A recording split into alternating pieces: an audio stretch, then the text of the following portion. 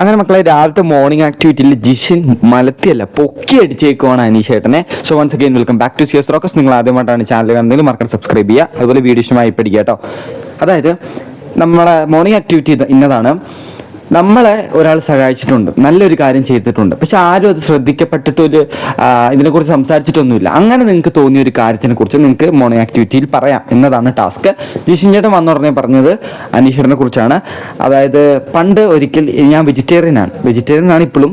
അപ്പോൾ വെജിറ്റേറിയൻ ആയിരിക്കുന്ന എനിക്ക് അന്നത്തെ ഒരു ദിവസം നിങ്ങളെല്ലാവരും നോൺ വെജ് കഴിക്കുന്നത്.